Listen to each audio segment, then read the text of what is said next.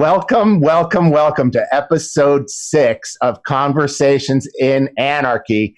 We are so excited to have you here. Today is going to be a hot topic day, and it is going to be an amazing conversation. I am your host, Evan Kopelson, and I'm here with my co-hosts, Angel and David and Catherine. So before we jump into the call today, let's just go around and make a quick round robin. Everybody say hello. Hi, Angel. How you doing? Hey, I am so well today and so glad to be here with all of you, my people, my tribe. I am the editor of the Anarchy blog, editor of the Anarchist Guide to the Galaxy, and I am working with David. We are collaborating to bring families a great experience at Anarchy 2020 with the Free Your Family Camp. I am a dedicated lover of liberty and spend all of my days trying to make sure I'm the best person I can be so that I can take that out into the world and inspire others to do the same. That's beautiful. Thank you. That's inspiring too. Hey there, everyone. I'm David Rodriguez. I'm a co-author of the ebook Anarchist Guide to the Galaxy. So happy to be with you talking about freedom. Been going to Anarchy every year, and like Angel mentioned, we're co-creating the Family Camp stage and trying to spread freedom inner and outer, local and globally, and empower kids by getting out of the government indoctrination camps, aka day prisons as well. How are you, Kat? Hey, I'm Catherine. So happy to be here. I am co-producing Anarchy this year. I manage all things health and wellness, the Anarch Awaken stage, our practitioner space, all the cool stuff we have ongoing with health and wellness. It's my personal passion. I am always trying to improve myself from the inside out, just like David said. I appreciate that. My personal project is the homestead.guru, and it's about all things getting off the grid, unschooling, growing your own food, and personal sovereignty. I'm so glad to be here. Thank you guys for joining. Awesome. It's like a real honor to be here and be co-hosting this with Angel, David, and Catherine, to have everyone here from the community, people coming back. I see week after week. We got Danny, we got Simone. How's it going, you guys?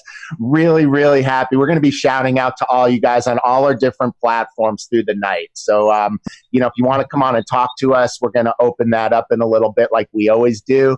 And in the meantime, when we see you in the chat, we're going to give you little shout outs along the way, let you know that we're super happy that you're here with us. So let me get into this real briefly. So I'm the marketing director of Anarchy, and I'm also an anarchist myself, as we all are. We all are doing the things that we need to do for ourselves to keep healthy and happy and strong and positive minded.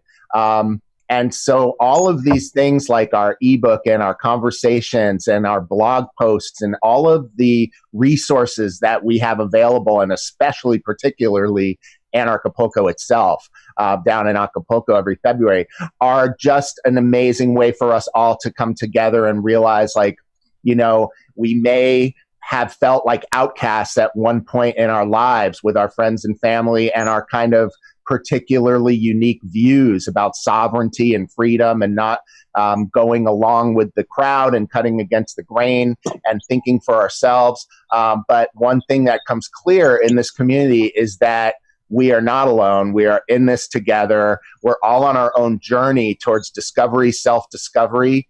And this community is just incredibly empowering and an ability for us to do this together. So we've set up these conversations in Anarchy in order to unpack and discuss the conversations around the philosophies of anarchy. So I'm also the co-author of our ebook, The Anarchist Guide to the Galaxy, along with David. And so we are celebrating almost coming up on 1,800 downloads of our ebook. It's really just amazing how many people are connecting with this. And so in the ebook, which I hope you got. If you didn't get it, you can get it at our website. It's free, anarchapulco.com. And in the ebook, we present the concepts of anarchy, and then here in the conversations, we unpack them. So that's what we're doing. We're not teaching you guys anything. We're not we're exploring together with you, and we're using ourselves as kind of to get the conversation going and kind of grease the wheels a little bit, and then hope that you come in and join us. And that's where we really get to explore all of these amazing issues. So today, we are in a really hot topic today. We're going to be talking about guns, and we're going to be talking about gun laws. So let me share this screen and just show you the slide real quick. So anarchy and guns really comes down to, I'm going to let Angel and David and Catherine unpack this a little bit. It really comes down to the right of self-protection. Something I always remember is that when seconds count, the police are only minutes away. So that's where guns come in often, and the right to self-protection. So I'm going to leave this slide up for a minute and throw this to Angel, and have you chime in and where are you coming from. So for me, I'm going to come in later in this discussion and bring the legal perspective, because I happen to be a lawyer in my past life. I'm not practicing anymore, but I still have a license. And so I could talk about the Second Amendment and kind of the reason that we have those laws. If we are in this state government and we have to depend on these laws, thank God there's a Second Amendment at least that helps us protect a little bit of individual sovereignty. But I will come back on that in a while. I want to hear from Angel on guns from any perspective that's meaningful to you. And then if you wouldn't mind, throw it around the table so we can hear from Catherine and David as well. Thanks so much. Yeah, for sure. I want to talk a little bit about public safety. And I will say that I think public safety really starts as individual safety. I am 5'1" and a tiny little person, and I love the idea that there are ways to equalize, and that I can protect myself against people who are bigger and badder than me. And I think everyone should have the right to protect themselves as individuals. And then we move out and we talk about as groups how we should protect ourselves. And again, all of your rights start as an individual. So if I have the right to protect myself, then everyone else has the right to protect themselves. And so laws have to respect those individual rights. And I think we look at what the founders of this country did, and I'm by no means an advocate of the Constitution or any of that. But I mean, if you look at the wisdom that they tried to impart in that document, it really was about not just thinking about our government now or the state of things now, but the state of what things can be or will be in the future, and how we can make sure that people are always able to protect themselves, whether it be against domestic and more private threats or threats from government. And that's really what it's all about. And you see a lot of people these days willing to discard that wisdom because they look around and imagine that these bad things can't happen here.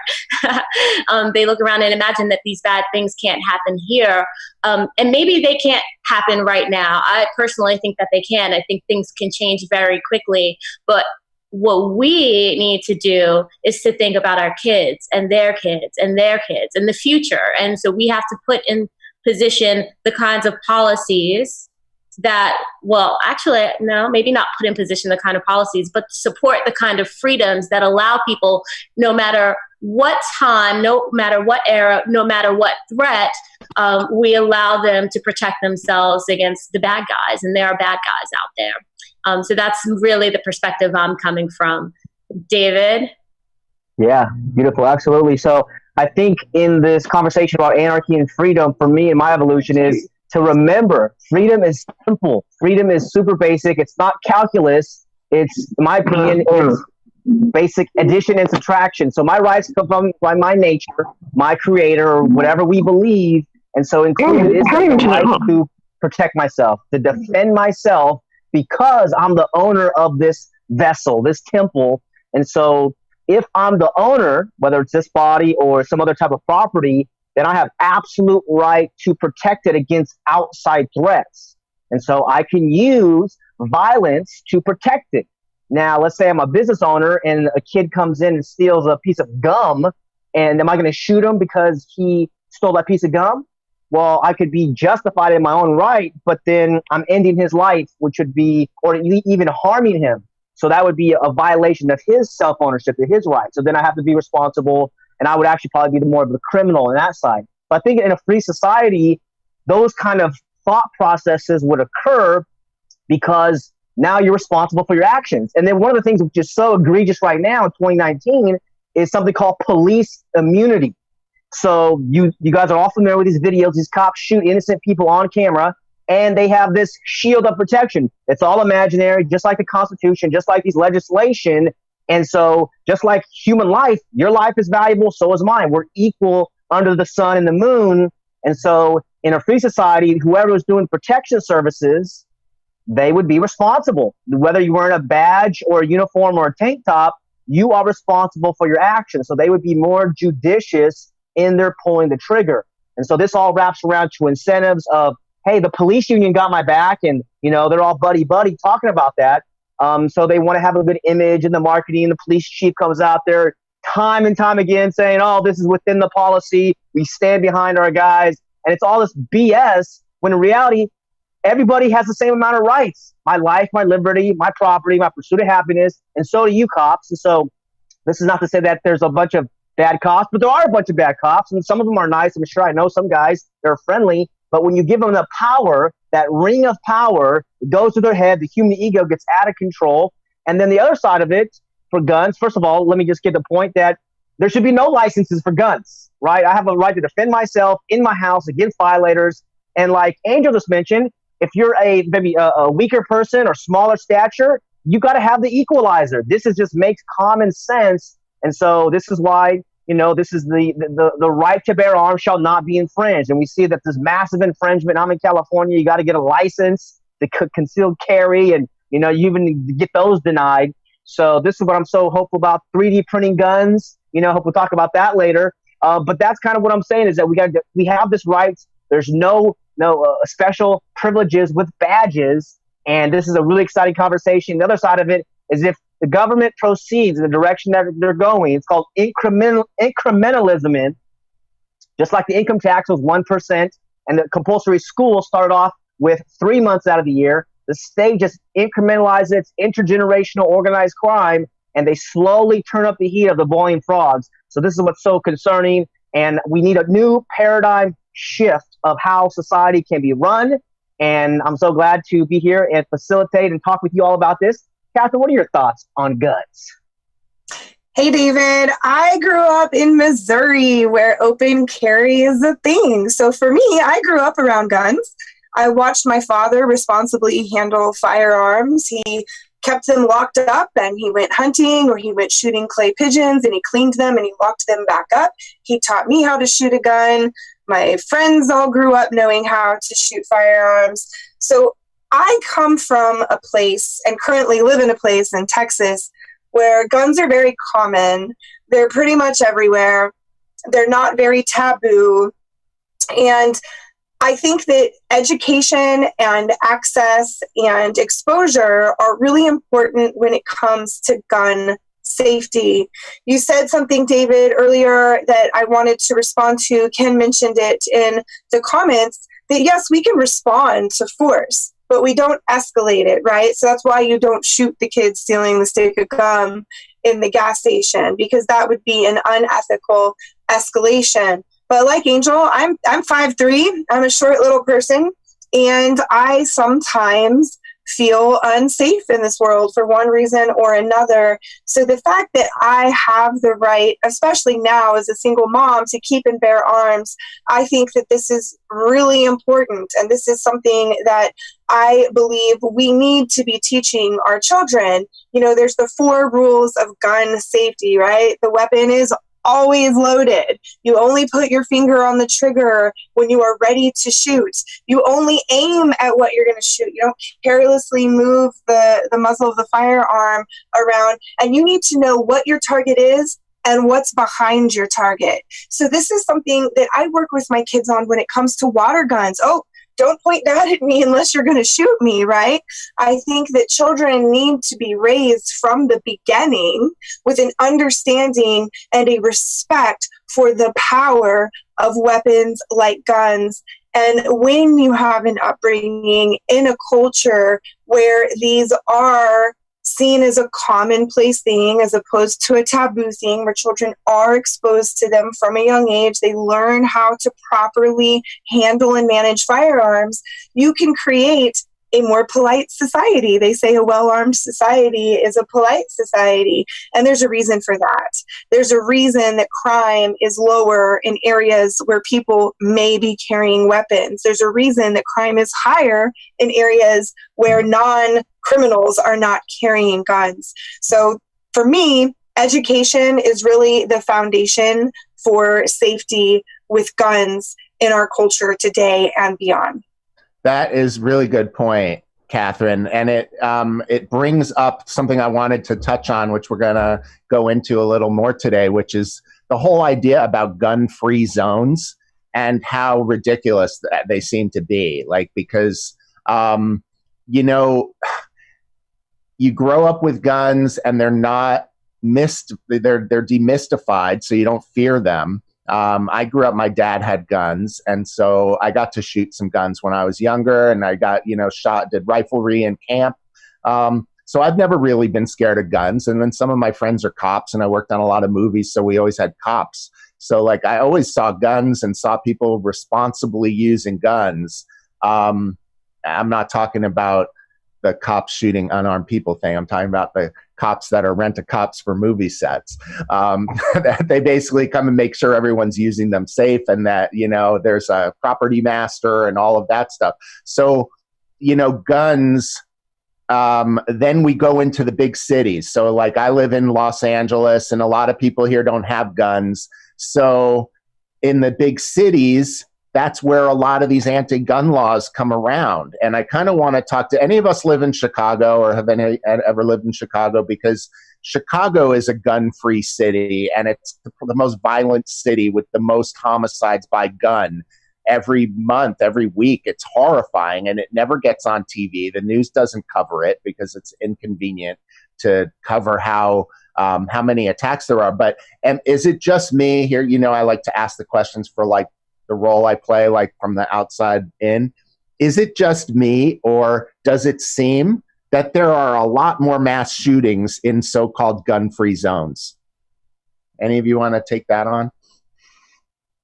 I don't know the numbers, but what I will say is if I were a mass shooter, I would certainly go somewhere where I knew there weren't any guns and that I was the only one that had one. And I think we need to think about incentives when we create policies like this.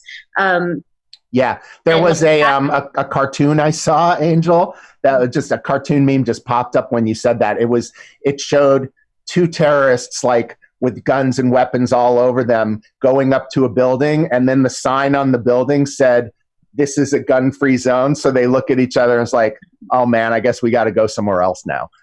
Right? I think like that's exactly, and that's the silly thing. And I mean, Kat said this too. That's the silly thing about gun laws is it doesn't disarm the criminals. It doesn't disarm the bad guys. Yeah. Those people are going to get the guns and find a way. It really just disarms the people who would defend themselves against them. Like it doesn't make a whole lot of sense. I'm trying to figure out what the argument is, and maybe you might know, Instigator. What is the argument? Mm-hmm. What is the answer to what we're saying here? That you disarm yourselves, people are going to know that you are ripe for the picking. Well, that's what, in a lot of the totalitarian governments, the first thing that they do is they disarm the public so that they can't defend against themselves. And I'm kind of hypersensitive to that kind of thing as growing up Jewish because of the Holocaust and everything. And so when I was a kid, my dad took me to Germany and Poland, and I later worked on movies where we recreated that stuff. But I was kind of horrified, but also inspired to learn about the Warsaw Ghetto Rebellion, which was the Warsaw Uprising, which was like a handful of Jews in the Warsaw Ghetto where they had been ghettoized, were able to hold on to a few of their guns. And like just with the few guns that they had, unfortunately, they ended up all being slaughtered in the end. But for like over a week, they held off the Nazis, and they killed a lot of Nazis. And it was like only because they were able to defend themselves. Something horrible happened today in the news. I don't know if you guys heard about it, but a family was slaughtered down in Mexico on the side of the road by a cartel. And apparently it was a mother and children, young children. It was horrible. And apparently the news was just trickling out. And I only got to hear a little bit, but I wanted to bring it up here and kind of talk about it with everybody, where I think their car broke down and she just went out by the side of the road and waved down a passing car, and it was the wrong car to wave down or something. I don't really know what happened, but like the family was in the wrong place at the wrong time or something.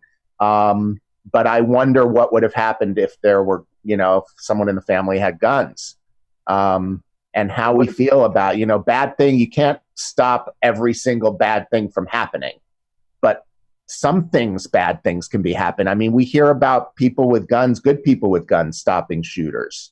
So I wonder if any of you guys want to talk about that, or if we should maybe open to the audience. I wanted to tell everyone on the call today just a couple things before we open up for your feedback.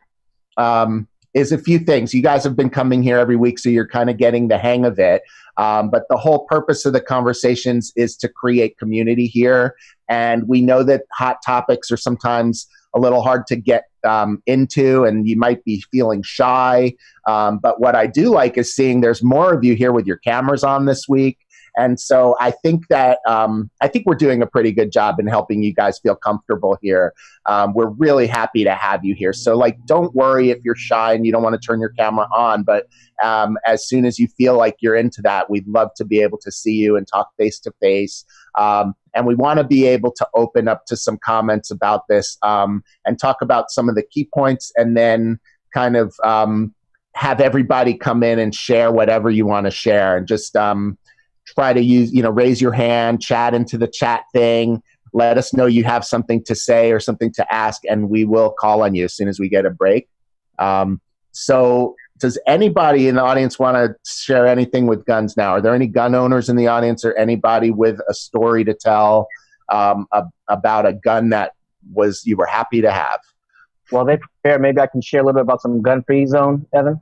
Please, David. Thank you so much. Yeah, so criminals are smart. They're not dumb, right? So I saw an interview, I think it was 2 or 3 criminals they were interviewing, and, these guys had been in prison, and they came out, and they're saying, so what would you do if there was a sign on the door of the house that said, we don't have guns here? What would you do? They'd be like, oh, we would totally rob that place.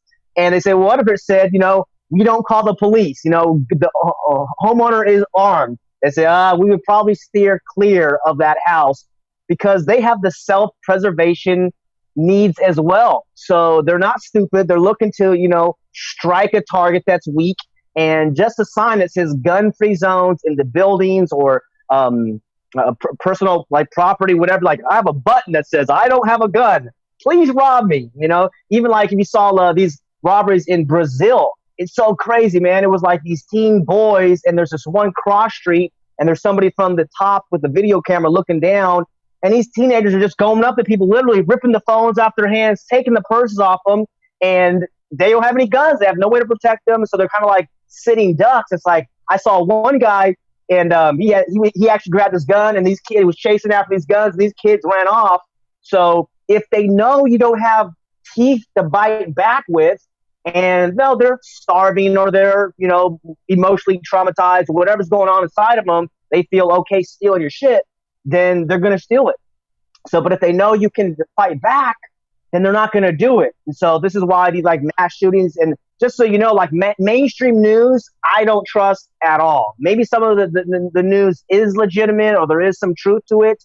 These corporations use the news as marketing and PR outreach of these giant corporations. So they're owned, they have other subsidiary companies. It's all about business, controlling the people. This is the book Propaganda by Ed Bernays in the 1920s. They knew how to control and create an impact without you even knowing who's creating the style or the fashion or these new things. So just like we have our own personal goals, they have their own organizational goals, and the government has their goals. This is a side note, the Real ID's coming up, and they want a national ID. that didn't just pop up, so it's been in the pipeline and coming. So this agenda to disarm us is a long time coming, and it's so sad, but we got to talk about it. Like, we don't need permission, but like the mental health stuff, maybe we'll talk about this. I had someone in my family, they committed suicide because they had some mental health challenges. It's sad. I saw this person, when I was a kid, and I got to spend some time with them. I found out, damn, they killed themselves. So, definitely there's concerns about that, but to take away my right to defend myself and my family and my property because someone else out there might do it, or just I might, kill myself or something, I think is an alarming issue, and the state doesn't look like they're backing down. So this conversation is so important. And yeah, I'd love to hear any stories out there of people defending yourself or like brandishing a fire weapon to scare away a intruder or something. But there's power in showing that you can fight back. Do you know that the statistics about gun deaths in the United States, when they publish them, they mix gun suicides with homicides to inflate the numbers and make it look like there's more gun homicides. A lot of them are suicides. Sure. Yeah, they cook the books. Yeah, I think there's a lot of propagandizing. Lately, what I hear from people, they're always talking about the school shootings, and there's this sense that it's happening and happening more frequently, and everybody's getting hysterical because we need to address this situation. And I think it's always important to put things into perspective. And so, yes, these things happen, and it's sad. Right. But how come we're not all in an uproar about the number of police shootings, right? The number of people who die. And I'm willing to bet, and police brutality in general, I'm willing to bet that there is a lot more of that. And I don't know the numbers, but a lot more deaths related to police killings, a lot more violence related to police brutality than like these instances of school shootings. And yet, there is this push to stop us from being able to defend ourselves, but no push to stop police from being able to use violence and deadly violence against people. So I always, when I see people up in a fever pitch, I just want to bring them back to center and go, wait a minute. I hear what you're saying. Valid. This is something we can be concerned about, but there's an inconsistency in how you want to apply this, and it's always in the direction of taking away my freedom and never in the direction of protecting me from people and government. Yeah, it's a really good point, and it kind of it makes me wonder. I wonder if there's anyone on this call at all who is in favor of more restrictive gun laws. Like, I almost wish we had somebody here from the other side just to keep it more interesting, because I think we all pretty much agree. We don't want anyone telling us what we can do, what we can't do, as long as we're not hurting anybody else, what we can have, what we can own. It's just, I think we're all really in agreement on that. The funny thing is, like so many of these issues, I used to be on the other side of this. I used to believe that, I could trust all authority and that the guns were better in their hands than they are in ours because they're, oh, hey, little one. I saw Ken's little kid back there waving. So, yeah, I mean, this is we're all passionate about it, and I think we're all passionate from the same side. It seems like almost every week I hear about somebody stopping a robbery or stopping something with a gun. I know, I don't own any guns, but I have friends who do, and I know who they are, and I know where they are, and I know if I need to be protected when the shit comes down, which one of my friends have guns and are going to be most likely to be able to protect me if they need to. I can't imagine, we just had in the presidential campaign that people are dropping out on one side, and there was one person who was like, hell yeah, we're going to come take away all your guns. And it's pretty funny. He was one of the first ones to have to drop out of the race 2 weeks after he said that. I'm really interested in if there's any stories that are on point with guns, with, something that we were talking about a couple of weeks ago.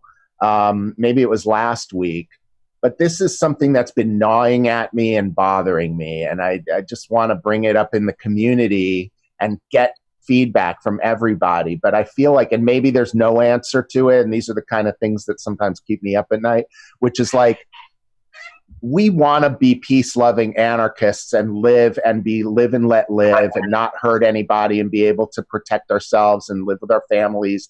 And like, we talk about the groups and communities who have moved to Acapulco and different places in Mexico. But this thing that happened today, it was a Mormon community that lives in Mexico. And apparently there's a few of those. And it just made me think, like, we talk about all of these philosophies and these ideas, right? And we all respect each other. We all have love for each other as humans, and we all live by the non-aggression principle. We're not going to aggress on each other. But don't we all kind of live at the mercy of the next nearest bully, gang, or whatever, who decides whether they want what we have or whether they want to slaughter us and our family, like happened today? Or like, I'm sorry, but like, I sometimes just, I'm like, wow, I guess the state government didn't protect that family either. So saying like, well, we need a state doesn't make any sense because they weren't there to protect that family. But I guess it's not even really a question. It's just my heart is broken. I don't know how to process this stuff. It's very big stuff. We feel like guns are kind of the answer, but maybe some kind of more government or security force is the answer. I just don't even know. So I want to throw all that out there because I know, Angel, you can help me unpack this. Yeah, and then I'm going to throw it to Kat. But I mean, you just gave the argument for guns, right? There's always some, we as a community, yes, we believe in the non-aggression principle and we're going to do the right things. There are always people out there who are going to believe differently. And that's why we need to have guns. And it's not even necessarily so that we can use those guns, because I never want to have to use a gun. I value life and all life. And I value the ability or our capacity for growth, that you could be one person today and be somebody different in a week. And so I don't want to take that away from anyone. So I don't want to use guns, but I want it to be there as a deterrent for sure. Because again, if I have a gun, then that's going to make you think twice about attacking me. And then beyond that, and this is why I really don't think that we need any kind of, why you should be able to conceal carry, because I want the fact that I might have a gun to protect all the people around me, not just me. And so I want to be protected in that way. But when it comes right down to it, if it's between me, and I know I'm a good person, and you, who is in the process of attacking me, who is threatening me, who is threatening my family, then if I need to make a decision, I want to be able to make it swiftly, and make one that allows me. I mean, I don't want to get into hand-to-hand combat with anyone. And I actually don't want to spend my life training in order to do that. Though, like, that's an alternative, right? I could learn Kung Fu or Tai Chi or whatever, but like realistically, that's not what my life is going to be right now. And I need something that has stopping power, because my family is important to me. And my own life is important, and it's more important than any stranger who, is showing signs that he doesn't respect life as much as I do.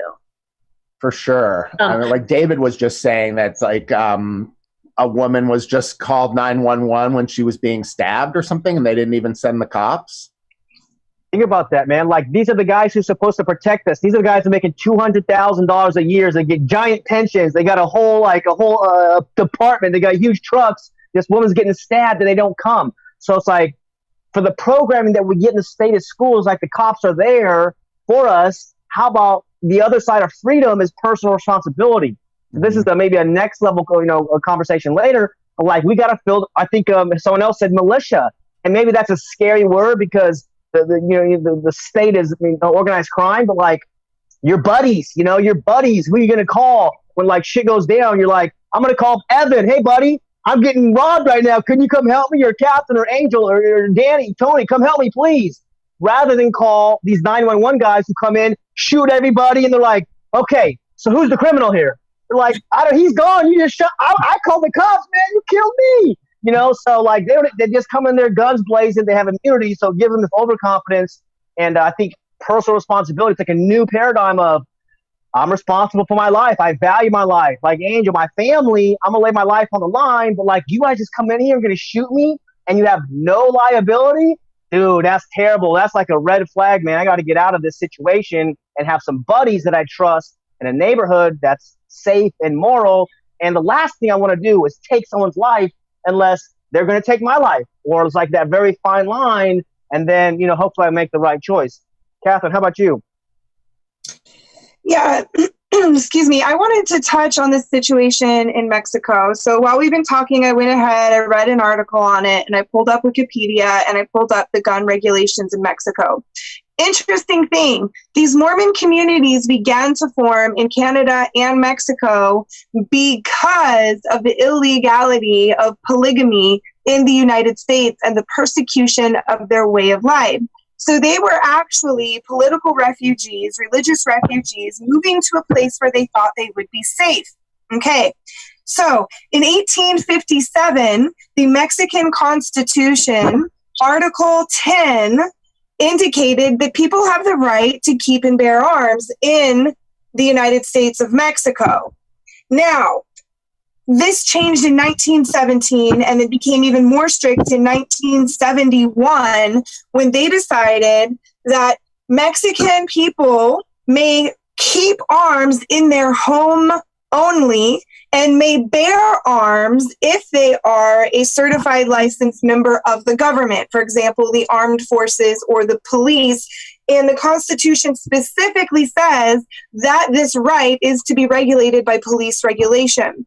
So I find it fascinating here in the late 1800s, early 1900s, these Mormon communities began to form in Mexico to get away from persecution here in these United States of America. And they found themselves in a place where they are unable to protect themselves outside of the home.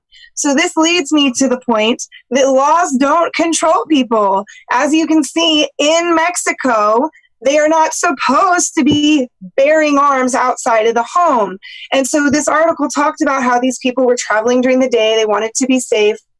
Laws don't control people. Someone who wasn't supposed to have weapons had weapons, but these law-abiding people who were so interested in living by their morals, they moved to a new country where a different language is spoken, away from their family in the United States, so that they can have a safe place to be. They can't protect themselves while they are traveling outside of their land. This is very similar to these gun-free zones here in these United States, right? Yeah. As you were mentioning earlier, laws don't control people. So as a mom, I don't want to send my children into a gun-free zone where if something happens, there's no one there to protect them. I would rather them be at home or in a community where I know that I can defend myself and protect myself if something happens. It's so true. I wonder why. I mean, we hear these things all the time, like the talking points of the anti-gun fanatics.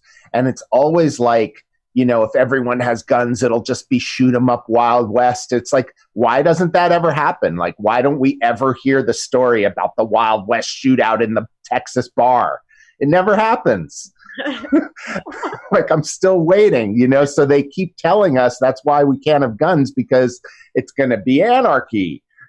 Yeah, and as we talk about in our Anarchist Guide to the Galaxy, by the way, you guys, get the Anarchist Guide to the Galaxy. It is such a beautiful book. We're so proud of it, all of us. So if you don't have it, get it. And we talk about guns, we talk about statism, we talk about all of that stuff. I'm just like, I've never heard of a Wild West shootout actually happening.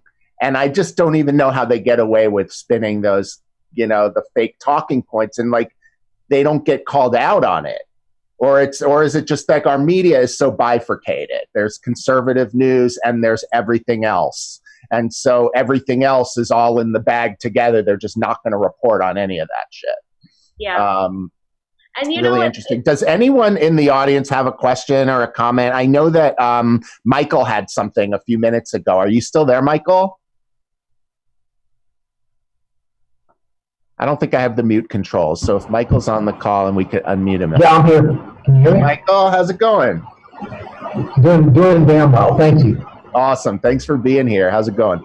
It's a real pleasure. And man, let me just start off by saying, thank you guys for kind of putting together this thing and being here every Tuesday and kind of facilitating the conversation on a regular basis. I think this is really a great thing for people to be kind of getting in the preparation of what's going on at Anarchy, and you're just starting to stir the pot and get things going. So really appreciate you guys' dedication and time that it requires to do this. Yeah, well, we couldn't do it without you. So thank you for coming, you and everybody who's here on the call. I mean, we hoped to get a response like this when we were, kind of cooking this up in our little mad scientist lab. And then it's really gratifying to see everybody embracing this and coming forth, because this is how we're going to grow our community. This is how we're going to get these ideas demystified and really bat them around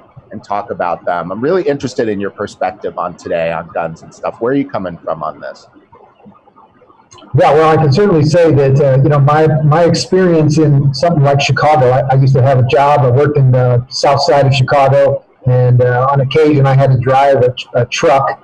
And I had a situation in which, I got into a car accident in a really bad neighborhood, and I was like the only white guy. And this was like right about the same time that the O.J. Simpson, or not the O.J. Simpson, but the riots in L.A. after the Reginald Benny, or not the Reginald Benny, but Rodney King. Rodney King. And there was riots, and I think it was Reginald Benny that was the truck driver that got, Yep. And so I kind of had that same situation where I was like a crowd of people was around me, and I essentially backed into a liquor store. I didn't have a gun at the time, and so luckily the store owner allowed me to get in the bulletproof part of the store until the police came, and then the police kind of escorted me out, and pretty much saved my life.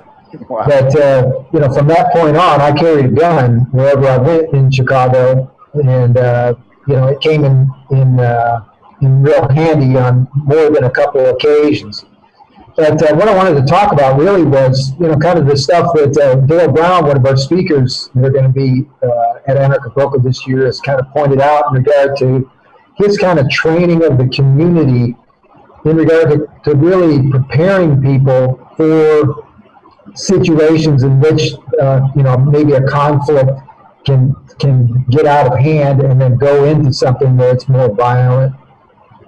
And this is one of the areas that I think anarchists can really help themselves in regard to just understanding that we've got to train ourselves to be good communicators, because in many cases, in all kinds of cases, and certainly what Dale Brown prescribes, is this idea of kind of creating the idea of giving the other person that may be holding a gun on you or something, other options that will like route them towards making better decisions. Because most people that end up choosing violence are usually in a desperate situation themselves. They usually have reasons behind why they're creating a violent situation, and it's usually because they've lost any kind of creative approach, or they just don't feel like they have any options.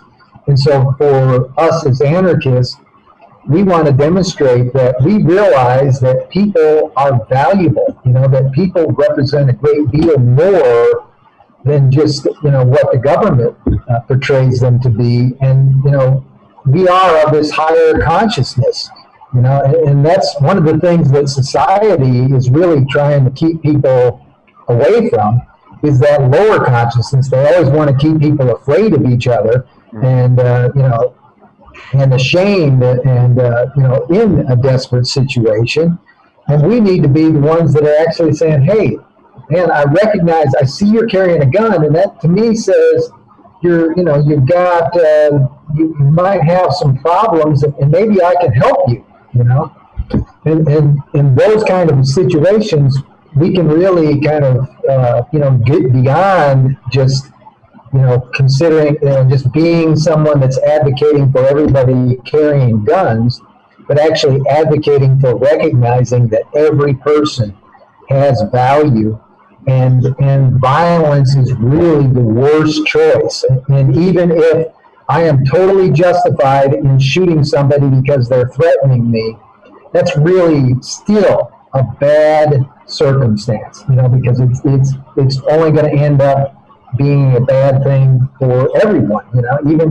Even the criminal in a situation in which they're holding guns on other people might be better off if you could just show them how resolving the situation without violence could be beneficial to them, beneficial to the community, beneficial to all the victims, and all that kind of stuff. So that's the point I wanted to make, and I appreciate the time. Thank you, everybody, and hello to everybody else. Yeah, thank you so much, Michael. Angel, I'm going to pop back to you just in 1 second. I just want to reflect what you just said, Michael. It's the self-determination to be able to talk. Here's something that I hear a lot.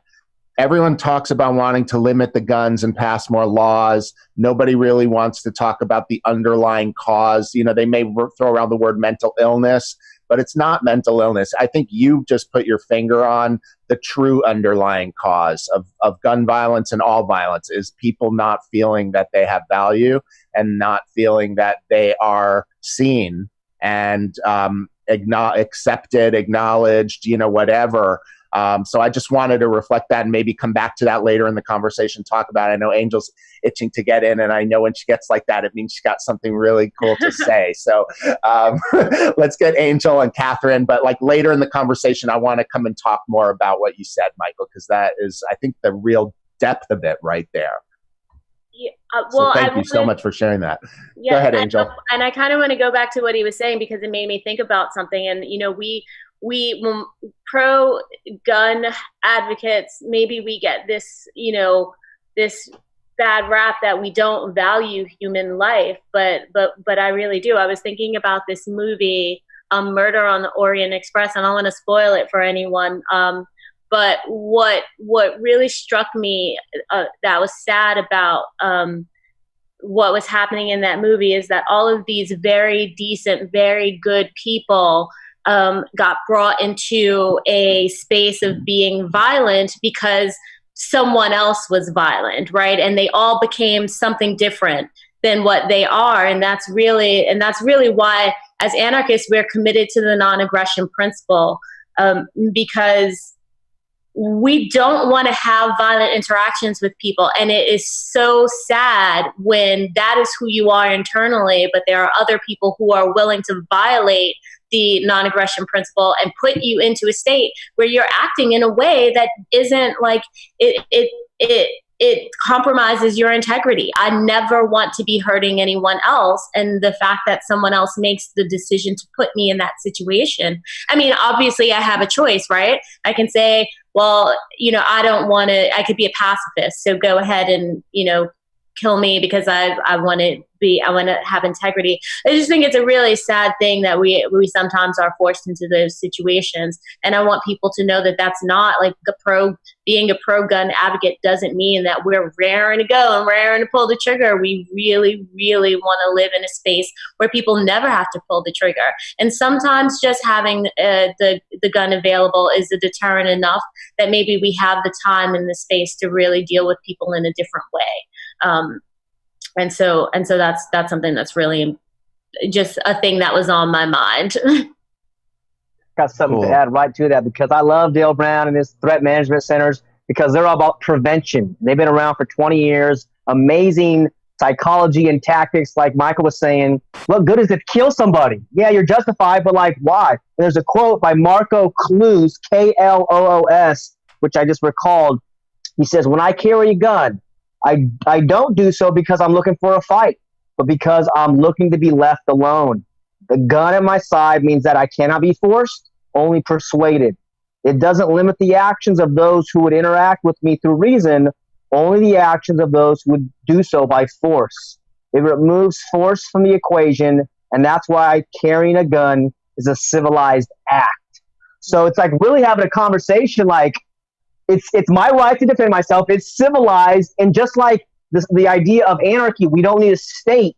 The fact that we can carry guns and weapons is a natural situation, and it's not something where we've got to get permission. This is, I think, something we can create this conversation in the community. It's like the state, well, this is the other conversation, like the 3D guns. So, you know, in California, they're cramping down on guns and maybe moving these policies east. So how to go about it so that you can, you know, legally carry these guns, or is it the 3D or the printed model?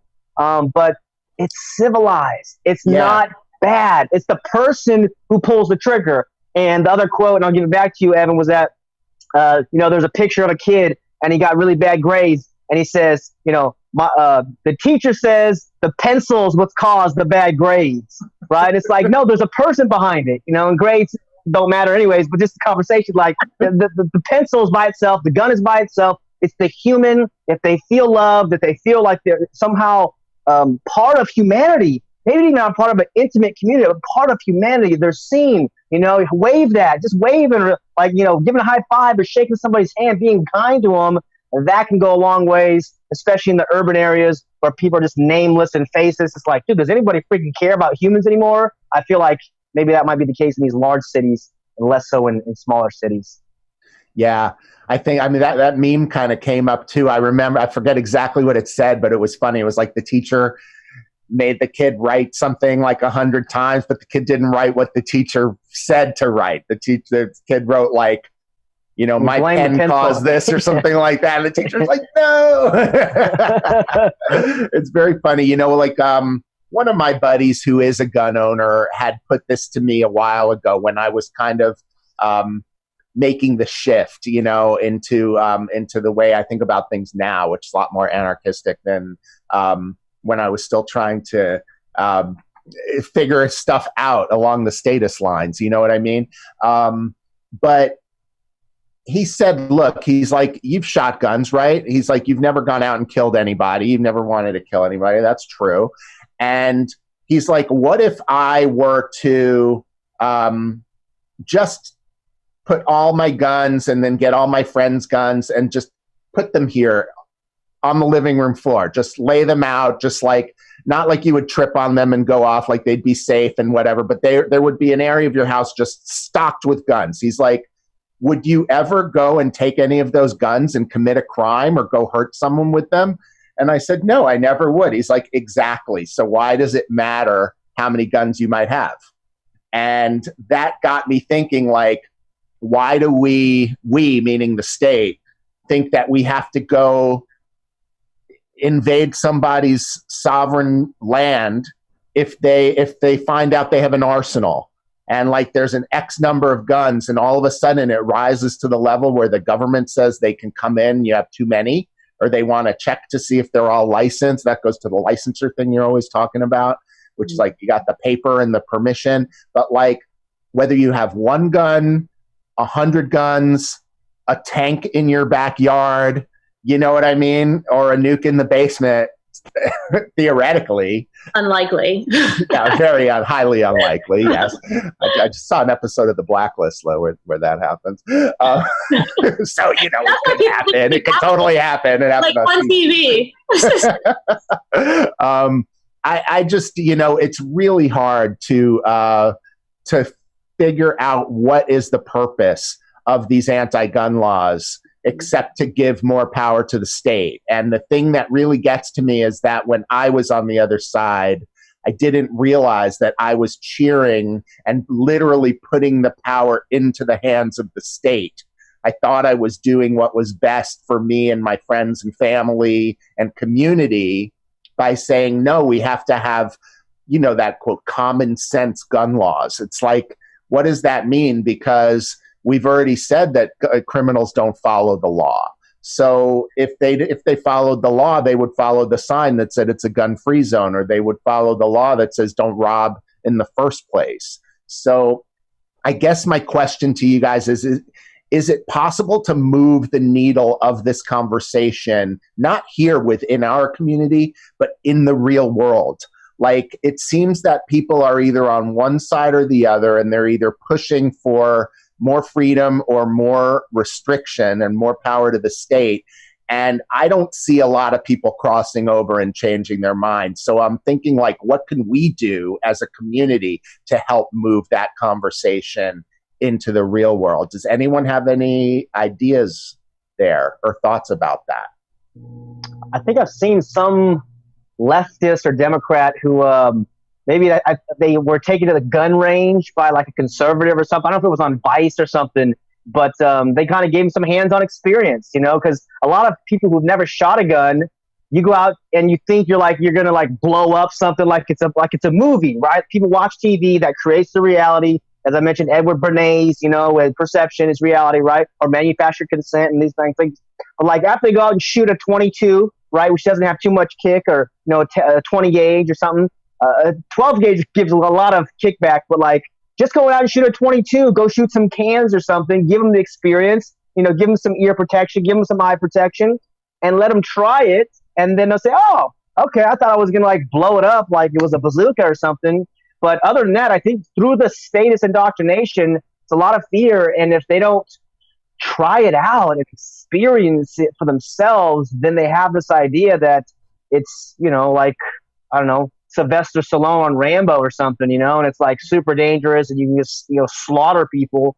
But other than that, I think compassion and helping them understand it's our natural right for defense. I mean, that's a great question, you know, like what is a possible solution to help people understand that it is our natural right and we don't need permission and we don't want to kill people. We just want to defend ourselves and our families. I think, Angel? Yeah, I think we have to speak to people's interests and to their fears, and so speak in their language. So, you know, people on the left, I mean, when Trump got elected, like, you would have thought it was the second coming of Hitler or something. They were just like, he's going to be crazy. There's the rise of the right, and everyone was scared. And I think I don't like that kind of hysteria, but I do think it's the moment to just like explain to them why these rights are important. Because if you really believe that someone is about to get in office who is going to do great harm to the nation, then how do you want to be prepared to stop that harm?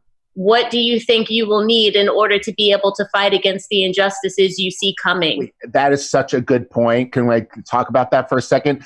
I'm so glad you brought that up, Angel, because I have this, having come from the left and a lot of my friends are still there, I often feel like kind of banging my head gently into the wall and saying, like, why is it that the very people who are out there saying, you know, our orange president is a dictator and that he's going to take control, never leave office, and then at the same time, those are the same people saying, take our guns. They're not even congruent opinions to have. One thing doesn't lead to the other. How, if one is true, how could the other be a solution?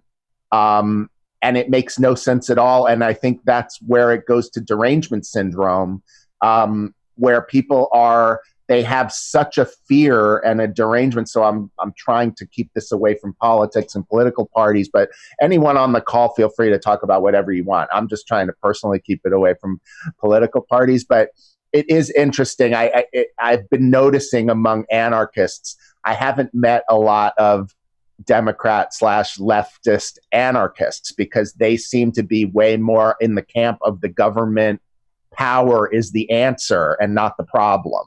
Mm-hmm. And I'm wondering if that's just an observation that I had or if other people share that observation too. No, it's completely valid. You know, yeah. I think that one thing you could also do, I mean, we have to remember as anarchists to be like super empathetic and not vilify people and not make them feel stupid. I mean, because they have real concerns. They're scared and they want things to happen. They want to see social justice. They want to see, and so like validating, like I like to say, look to listen to what a person has to say. And even if you disagree with how they want to get there, find the value in what they have to say. And then we can talk to them about how our perspective allows them to get to the place where they want to be, because it's the only way to really get there. And we can look around. No one is happy with the state of things. We can look around and see all of the dysfunction of government. So yes, what you're saying, you care about the environment. Yes, what you're saying, you care about making sure like everyone is fed and everyone has, you know, a living wage or whatever. Let me show you how to get there. I agree with you. That's a good goal. And I think we have to be really cognizant of talking to people in that way. Catherine? Hi, Catherine. Hey. I feel like I haven't heard from you in a while. Where are you coming from? I've been reading a lot. I've been looking at things and listening and kind of soaking all this in. And you asked a question about how to bring this conversation out into the world, right? And how to approach people. And I wanted to bring some attention to a really interesting activist movement that is taking place in Texas. And one of our speakers at Anarchapulco, Luis Fernando Mises, is a big part of this group. Open Carry Texas, Feed the Need. Every year, they go out, open carry, and illegally hand out food to homeless people, because there's these ordinances about giving away food on the streets to people, right? You need a permit to give away food or whatever. They go out and they open carry and they give away food. And this has been happening year after year after year after year. I mean, I think I've seen them do this since I've been here in Texas. So most of the past decade, at least, they've been doing this. And what has happened is that the media covers this, and it really shows gun owners in a very positive, peaceful, humanitarian light. So if you want to bring the conversation to the forefront and into the public, I think it is an amazing idea to go out and do your good deeds while open carrying and issue a press release and let the world know, because we all have to be activists for the causes that we are passionate about. And this is one example from within our community where this is taking place. And there's one point that I don't think has been brought up on this little chat here so far, and it is that most violence across the globe comes through organized government crime and war, okay? So if you are concerned about violence on this planet, it is not the individual who needs to have their access to weapons and firearms restricted. It is the state.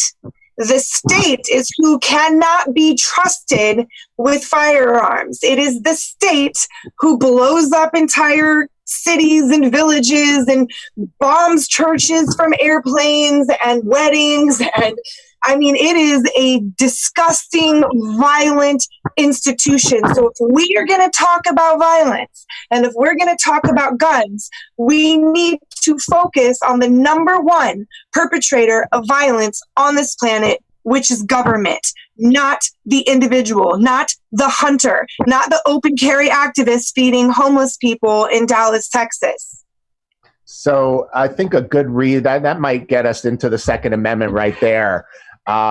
Wait, David, did you want to jump in on that before I go into just the word? There was a study by University of Hawaii. It's called democide.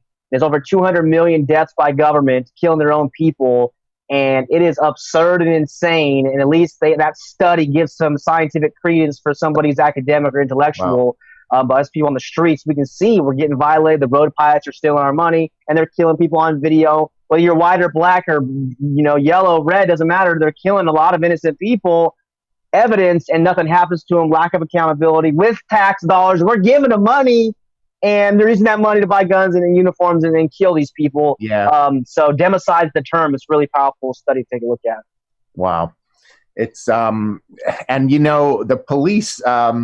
We think they're here to protect and serve. Somebody, I forget who it was, who said the police don't really protect and serve the people. They protect and serve property owners primarily. And so if you own property, but that's not even true because they just shot a lady through the front window of her own house a couple weeks ago. So yeah, I think that there's a lot of issues, and it goes to let's talk about rights to guns, because while we live in this country, or all the countries that we live in, I forgot to tell you guys, by the way, when you come on the call to remind us and let us know where you're connecting from so we can see where you're all from around the globe. But okay, let's talk about the Second Amendment, because we talked about the Declaration of Independence a couple of weeks ago as the kind of document that first enumerated the fact that we have unalienable rights that make us sovereign beings, and that we have the right to, kind of be self-determinating. And the Bill of Rights that was attached to the Constitution were meant to preserve rights to the individuals and then also preserve rights to the state so that the federal government wouldn't encroach on states. So the way that our government is built right now is that we have the individual, and then we have the local municipality, and then the city government, and then the state government, and then the federal government. And they all kind of sit inside each other. And the federal government can supersede all of the stuff on the local side, but also there are some areas where the local government can pass more strict laws than the federal government. So the federal government can either say, you can't do this, or it can say, you can only do this to a certain minimum, but the state can restrict it more. Like, for instance, cannabis is legal in the state of California, but each individual city and municipality can pass its own laws restricting the number of cannabis businesses that are allowed to open up in those areas. So when it comes to guns, the Second Amendment is really there to protect the individual right for us to own this self-protection mechanism. And there is language in the Second Amendment that the rights of a person to bear arms and to have a well-regulated militia shall not be abridged. And so a lot of the people that are against guns use that well-regulated militia language as to try to say, that was the army back then. We just had militia, so they're actually just talking about the army. So people shouldn't have guns unless they're in the army or unless they're in the state government. But there's been case law that has preserved the Second Amendment to the individual. So I think it's interesting as anarchists that our ideal, okay, I'm not a Scientologist, but I like this phrase that they use, the ideal scene. Like when you talk about something, they're like, well, what would the ideal scene be? And you first are like, you say, well, if I could have it all, this is what it would be. And then they're like, all right, well, if you can't have the ideal scene, what's the closest thing to the ideal scene? So if the ideal scene is we all are left alone, we're not going to hurt each other, nobody's going to tell us what we can do, and nobody's going to tell us we can't have our guns. That's the ideal scene. But then what happens is the state starts coming in and saying, well, we have a fundamental interest in keeping people safe because there's these things like murders and killings. So we have to control who has the guns. Or let's talk about assault weapons specifically.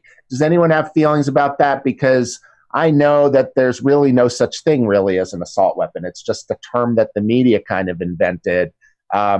Catherine, you want to talk about that?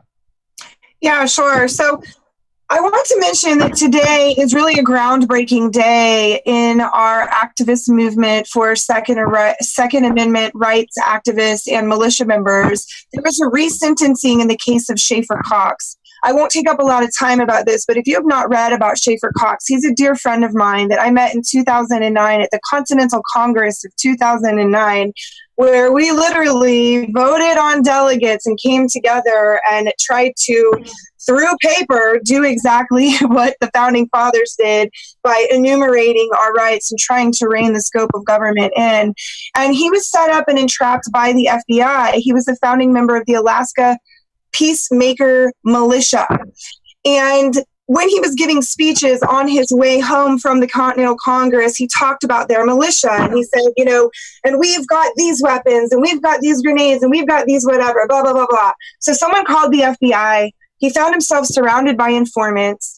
And some of these informants, one in particular named Bill Fulton, worked very hard to entrap Schaefer and try and get him to create a plan of violence against government officials. Now, Schaefer repeatedly said, no, there is no plan, there is no target. And because Bill Fulton continued to try to instigate this, they ended up, this FBI informant basically entrapped Schaefer. They raided his home and they found some weapons that were considered illegal or unlawful. Now, here's the thing. This is a peaceful man, a Christian, a father of young children who was simply a prepper and was trying to rally the troops for his militia to say, if there is martial law declared in the United States, how will we respond, right? So this is a free speech issue. This is a Second Amendment gun rights issue. And what ended up happening is that he was arrested and he has been kept in prison for the last 9.5 years in a CMU unit, which is where convicted terrorists and very, very violent people, he has watched people be murdered, slaughtered, religious persecution inside this prison. And today he had his resentencing. And I am so, so grateful for the judge who reduced his sentence by 11 years. He only has 6 more years left. He's being moved, hopefully, it sounds like, to a minimum security prison closer to his home. But the whole thing is, these assault weapons, to me, they're only weapons of assault if you're actually assaulting someone. If you simply own them or you're simply having a hypothetical conversation, you are in no way assaulting another human being. So what is an assault weapon, right? Does it have to be a classification of a gun or a firearm of some caliber, of some degree? Or is it a weapon you use to assault someone? Can my hand be an assault weapon? Can my pen be an assault weapon? I think so. If I'm assaulting someone and I'm initiating force. So I think that these attempts to control and regulate the types of weapons that we own, it misses the mark.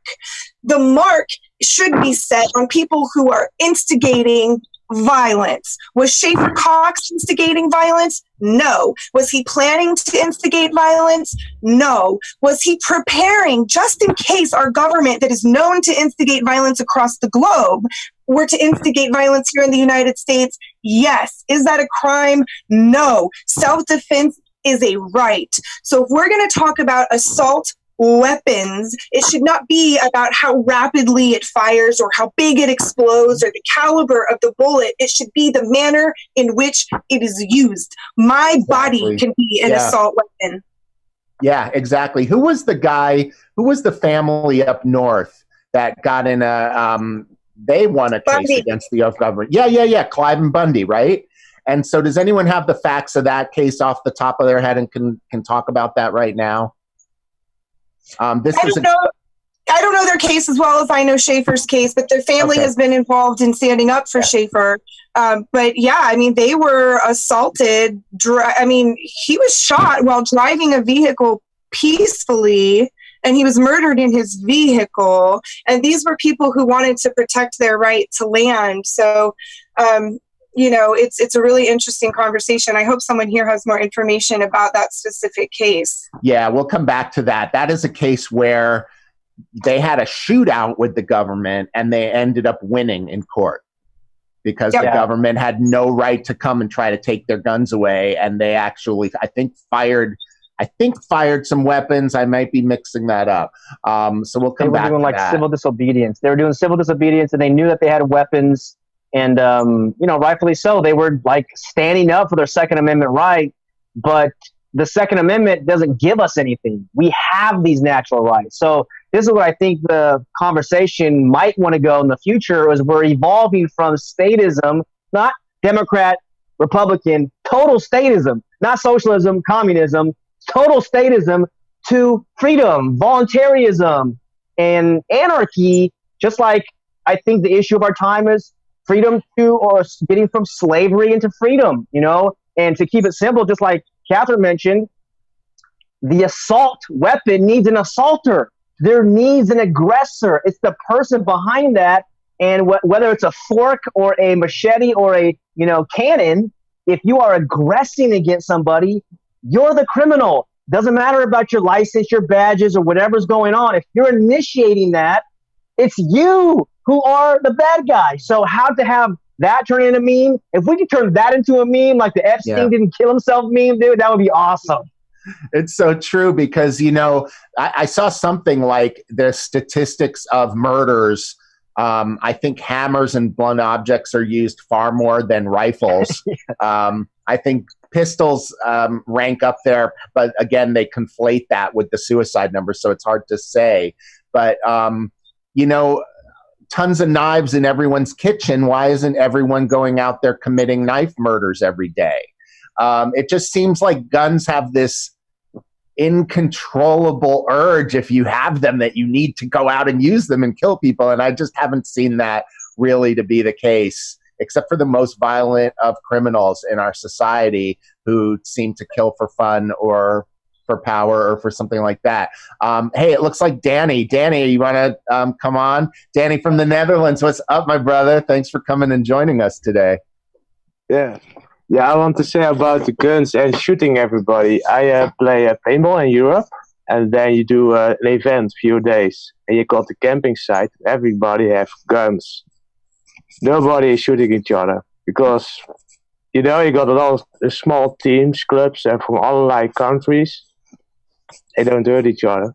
Only on the field you play, and when you get off, it's just having fun with each other, Yeah. So that's what a lot of people think. Yeah, guns, then you're gonna kill each other or something. We're gonna kill each other, or our kids are gonna go get them and kill each other or kill themselves. I mean, I guess accidents happen, but does it happen a lot? Does it really happen a lot where the 3-year-old gets the gun and kills their 5-year-old sister? I know it's happened. Yeah, you need to be responsible, of course, where you store it and stuff. But most people, they keep their guns in a lockbox, right? Or there's some kind of safe way to store a gun. I don't have any guns, so because I don't feel comfortable personally having a gun. I like shooting them, and I like when, but I'm glad I don't have them. But people who have guns, there's a safe way to keep guns, right? You keep them in a lockbox, and there's ways to keep them safe from children. But then let's go back to what Catherine was saying too about teaching your kids, because I don't know if it was Simone in the chat. I saw some chat going by about this very topic, about the importance of, if you have a gun at the home, training your children in gun safety. And isn't that so much better than just banning the thing and having everyone be ignorant about it? Yeah. Yeah, and also I think that having community is really important with this. And then you also know the other persons, and you can talk about, if you notice they like guns a bit, you can talk about it, and maybe they. But also, I think it's important that the sense of self-defense is getting more back to the people, and not that the government needs to do this. Because in the Netherlands, it's what is totally the law taken away. So you can't have if there's a burglar in my house, and I lock him up in a closet or something, then I'm the bad guy in the Netherlands. Because I robbed him of his freedom. Even though he was already robbing my house, but if I lock him up and I call the police, whoa, I got him, please come and get him, then I'm the bad guy because I've locked the guy up. So, things like pepper spray, tasers are not allowed. Guns, you can have them, but it's really a long process. Wow. Now, how does that feel to live there? I mean, I've been to Copenhagen and I love it. I remember when I was there, it was freezing and I was wearing a balaclava, and I got on the bus. A balaclava, if anyone's looking, is one of these things that covers your whole face, and it just lets you breathe and have your thing, and it keeps you warm, but it kind of looks like you could be a terrorist. So a guy came up to me on the bus and he's like, "You can't wear that here." And I had no idea. I'm like, why? It's freezing. He's like, because you can't cover your face in public here. And I thought that was wow, I never knew there was a law like that. And then I actually thought about it, and I was like, well, it's really cold, but I guess that's a pretty good thing, because that could look kind of intimidating if I just had. Talking about intimidating, if you got something that looks like a weapon in the Netherlands, it's not allowed, because you can threaten somebody with it. So, with paintball, if it looks like a weapon, they will confiscate it, because paintball is not recognized, and also when it looks like a weapon, it's you can scare somebody with it. You can rob a bank with it. And is crime? How is the crime situation in the Netherlands? Do you have a lot of break-ins and robberies, home robberies there? I'm not sure. I don't watch the news so much. So, Okay. but of course, with the open borders, it is an issue because you can have somebody from another country driving to the Netherlands, rob, and just go back across the border without any check-ins, and it's gone.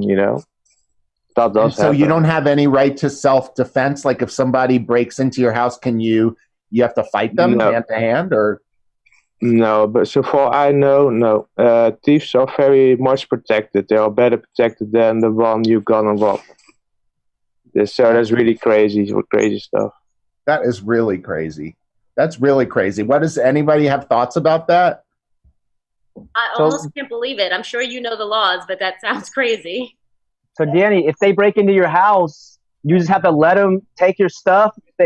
Oh, you're going to rob me. Oh, you just take my TV, take my laptop, like that. You just got to give it to them, or you have no way to defend yourself? So far I know, because people do defend themselves. They get in the news and they are bad, Yeah. Well, it's really silly. It's not different from the U.S. You guys see the case. This is maybe 10 years ago. There was a guy a burglar who was breaking in, and he fell through the roof. He fell through the roof, broke his leg, and then he sued the homeowner for having a faulty roof, and he won, and they awarded him for what? Yeah, that's insane, man. So just criminals running around. Yeah. Crazy stuff. I want to, not to switch tracks, but someone asked about psychos and sociopaths. What about those people and their access to guns? Because of course, we're advocating that everyone have access to guns, and there are going to be people who are crazy and who do harmful things. And so I don't want to gloss over that as if it won't happen. It definitely will.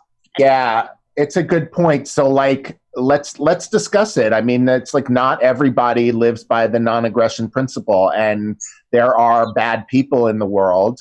And then there's people like us who are self-responsible, and we do live by the non-aggression principle, and we just want the rights to have what we need to have to protect ourselves and our family. And then I guess there's another swath of people who don't want to protect themselves, and they want the state to protect them. And they don't want their neighbors having guns because they somehow feel that it puts them at risk, or they feel that, I mean, it's just really hard because there's always bad people in the world and these horrible things happen. But I mean, I can't have I don't have the statistics at my hand, but going to what Catherine, Angel, and David, what you've all said towards the beginning, you all in different ways touched on the fact that a well-armed society is a polite society. And so I kind of want to hark back to that in this discussion, because I'm not sure how else there is to go, because we do have the Second Amendment, and we do have enough people who are going to fight and protect our individual rights to bear arms, that even when the levers of power of the media and the Democrats or whoever wants to take away those rights, it seems there's enough groundswell of people on this one issue in America, seemingly, to fight. But let's talk. Okay, let me throw this then, and I'll throw it back to you guys. Recently, the city of San Francisco named the NRA a domestic terrorist organization, and all of the 5 million card-carrying members of the NRA are domestic terrorists now in San Francisco. And so how crazy is that? And, people should be talking about this, because as a Second Amendment, as the legal perspective, I'll just say this. People love to talk about the NRA and say they're a terrorist organization, they're this and that. But I see them as a non-gun owner, non-NRA guy who happens to understand the law because I was trained as a lawyer. I can definitively say that the NRA is an advocacy group that is passionately fighting to protect the rights of individuals to bear arms based on the Second Amendment, and they are nothing more.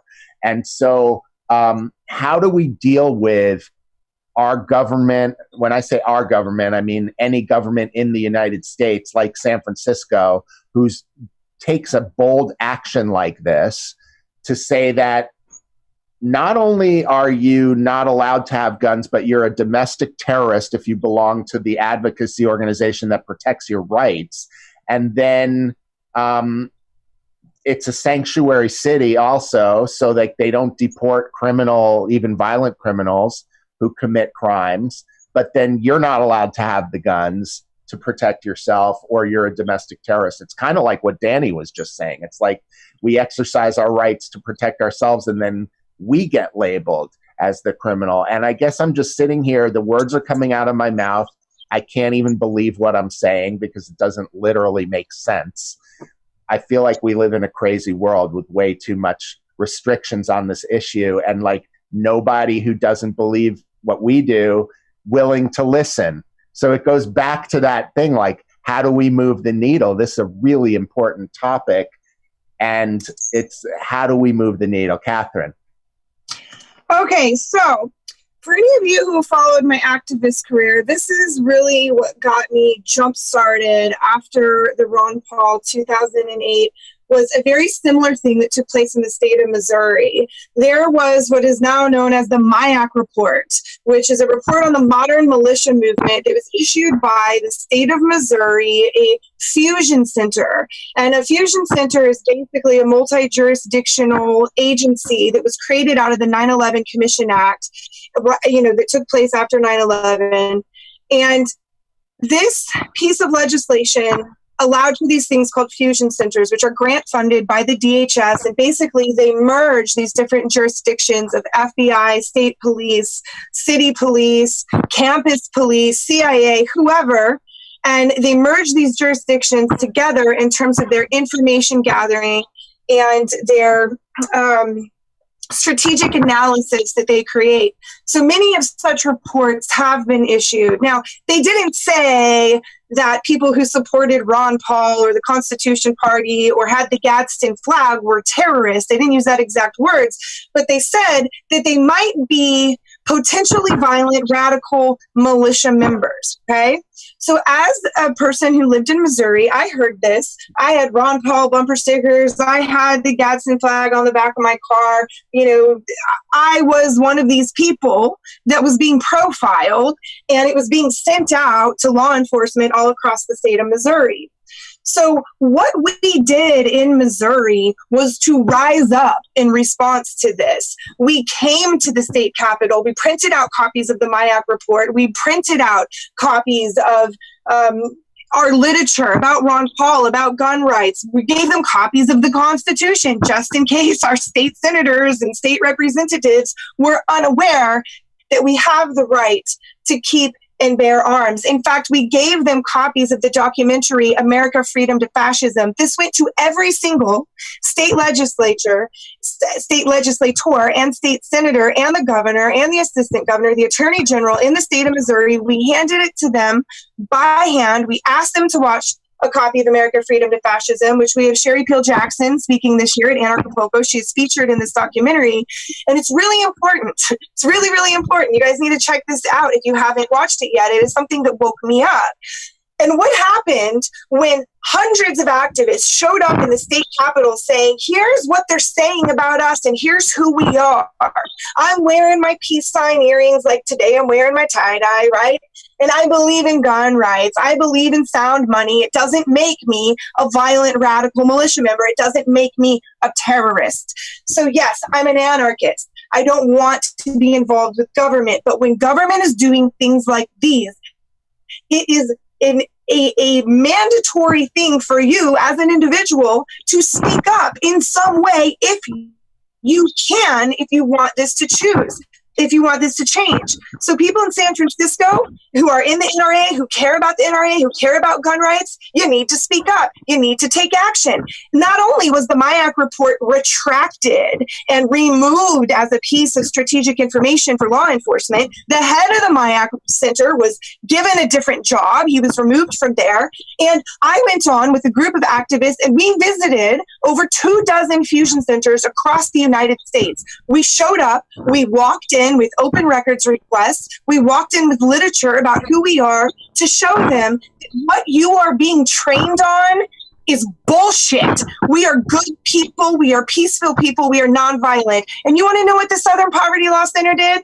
They sent out a training document in their quarterly report with my face in the center of it, okay? They did a whole report on the modern militia movement, and they had me in the middle of it, my face right there. They listed the bookstore that I used to run as a group to watch. They listed the radio network I used to do a show on as a network to watch.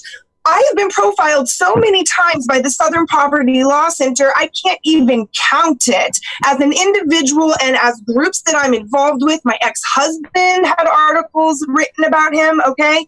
So they're watching us, and they don't like the words we're using, and they're going to accuse us of being violent, just like they did with Schaefer, because our words are powerful. Our words are powerful, and they want law enforcement to be afraid of us. So the way you change that is you show your face, you show your smile, you show your peace, you show your tie-dye, you show your hippie, you show your business suit, whatever is you, right? You show them that you are here for peace. You speak up for yourself. You articulate. You use your voice. You use your words. You use everything in your essence to teach and to educate. So here we are, full circle. We teach our kids how to safely use guns, and we teach the people who are assuming authority over our lives, which I don't voluntarily give them, but if they are going to assume it and try to superimpose it upon me, upon my family, upon my future generations, I want to make sure that they are aware that those of us who care about gun rights, who care about being able to protect ourselves, that we are peaceful people, that we are nonviolent, that we are not going to initiate force in any way, shape, or form. And I pulled up the Wikipedia, I read about the Bundy standoff, and the governor of Nevada says that it was the Bureau of Land Management that escalated this situation, okay? These are people who had cattle growing on their ancestral land, or grazing on their ancestral land, and the BML came in and was rounding up 400 or more cattle at a time. And these people were saying, stop, we have a right to this land, leave us alone. And then this standoff began to take place. And so the man who was shot was driving through a roadblock. And he drove through one, and at the second roadblock, he got shot. And the people in the car said that he was surrendering. He did not make the first strike. The government did. Okay, ladies and gentlemen, so if you want to make sure that we are headed in a positive direction, yes, build your happy hippie commune, your anarchist community, whatever you want to do, but you can't live in a bubble. You have to be teaching and you have to be displaying, and we need to be good advocates for liberty. We need to be aware of the words we are using. If someone in your community is talking about violence or initiating violence, nip it in the butt immediately, because those are the informants. Those are the narcs. And it doesn't matter if they actually work for the government or not. If they are advocating violence, they are doing their dirty bidding anyway. So keep your community clean. Keep your integrity for yourself and for those around you. Watch your language. Show your peace. This is how we make changes. And I really hope that the people in San Francisco are standing up and speaking out, and I hope that they can have this retracted the same way we did in Missouri, because if you don't use your words, you're going to be in a position where you feel like you have to defend yourself physically someday, and none of us want to be there. Yeah, that's really good. A good way to handle that. And again, coming with your usual passion, which is just incredible. Because, you know, honestly, that's what we're bringing to this. And it's like we all come with our own experience, and we're not just here because we ended up here. We're here because we're living our lives and like exploring actively solutions to problems we've had, solutions to our, you know, our desire to live our best life. And these things we come up with are feelings, our opinions, and our views on stuff, usually because we had to grind it out in our own life and come up against some kind of pressure, and we had to come up with that. So when Catherine, when you're talking, when Angel's talking, when David's talking, the passion is coming through. I'm feeling it. That's all I'm going to say. So this has been a super hot topic. I don't know if anyone else wants to come on and say anything. So I feel like maybe we can start to wrap it up because we're past an hour and a half.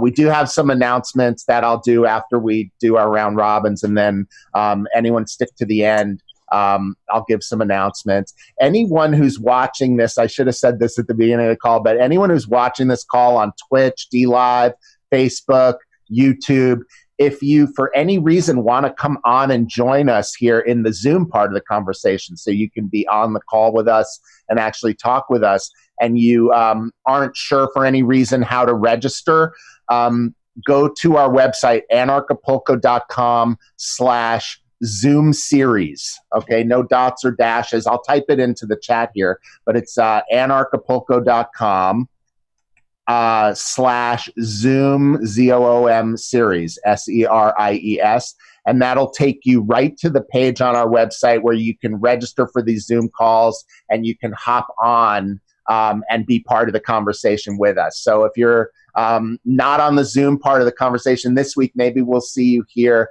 next week. And in a couple of minutes, I'm going to show you the slide from next week. I forgot to do that 2 weeks in a row, but I already have it up and ready.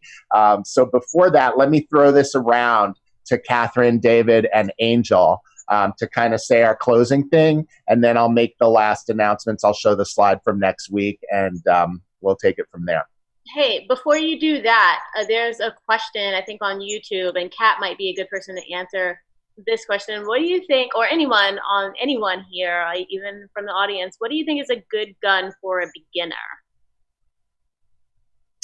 I really think that is up to your personal preference. I personally like to shoot 22s, and I know that a lot of gun advocates are like, hey, that's too small of a caliber. You're not really going to be able to defend yourself. I disagree. I know of a person who was shot and murdered with a 22. A 22 can do some damage.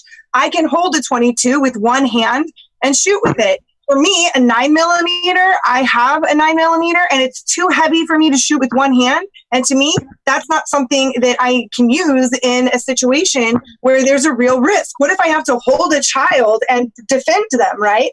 I want to be able to hold a weapon with one hand. So if you're a beginner and you want to learn what guns are best for you, go to a gun range and try a variety of guns. Hang out with friends who have a lot of property and a variety of weapons and practice. Learn. Figure out what works for you. Me and my 22 rifle, we're best friends. Me and my 9mm, we're gun range friends. You know what I mean? So it really just kind of depends on what your preferences are. Now, I don't think you just have to have a gun if you're a beginner. There's other ways that you can defend yourself. I've got knives, I've got mace, I have things that I can defend myself with, close and long range. And it's important that you just explore these things and very slowly start adding to your collection. Go out, experiment, hang out with people who already know what works for them, ask questions. Gun shows are a great place to go to learn information. There are hundreds of vendors at gun shows who you can go up to, ask questions, talk to, touch the firearms, figure out what it's like to have them in your hand, see how heavy they are. There's different colors if you're into that. I know some of the girls like the pink or purple. There's so many ways to really get your hands on firearms and start to learn about them. And personal protection is not just about guns. I think in most cases, I would prefer to never, ever, ever have to use a gun, right? So make sure that you know how to defend yourself with your hands. Make sure that you know how to defend yourself with a knife, with a pen, whatever it may be. Go to Kung Fu, take some classes on self-defense, and really just start teaching yourself. We're all unschoolers, right? Learn from your environment, learn from your community, and just explore what's out there. That's my recommendation. Sweet. Thank you so much. That so I think that, it kind of, man, we can go in so many directions with this too, because I want to talk about gun clubs and militias and talk about, what if where people live, how to find groups like that. If you want to get into guns, if you want to do that, it must be harder in the big cities. But I know that there are gun ranges, but those are like individuals going and shooting for ranges. I wonder if there are groups of people who get together and kind of practice and shoot guns. And I wonder if that would even be considered okay, or if that kind of sets off any red flag issues. Oh, we didn't talk about red flag laws. And okay, so good. We're still in the hour and 40-minute mark. I want to touch on red flag laws, or we're not doing our job, because the newest way that they're coming, for our guns, I started to touch on this before and I got sidetracked, but like right now in California, cannabis is legal, but if you have a state issued cannabis license card, you lose your right to own a gun. And so they snuck that in and they didn't tell anybody, and they did it in a back room, and it's been upheld. It's been upheld because of the fake talking point that goes way back, where they try to conflate cannabis users with violence, which, it's the old thing, like you smoke too much weed, the worst you're going to do is eat too much and go to sleep. You're not going to go get in a fight and kill somebody. But, so another way now, because all of these mass shootings happen, and then it leads to this push for red flag laws. So red flag laws, if anybody is unaware, are these new laws that are starting to be passed and floated around in the different states, where basically anybody you know or anybody you don't know, your neighbor, someone on the phone that didn't like your tone of voice, anyone can call and report you as a potential threat and say that they are afraid of you and that they think you have weapons. And that gives the police the right to forcibly enter your home and turn your place upside down and take your guns away. And then you can go and spend thousands of dollars for a lawyer and go to court and possibly prove that you were never a threat to begin with, and they should give you your guns back. And maybe after that, you will get your guns back.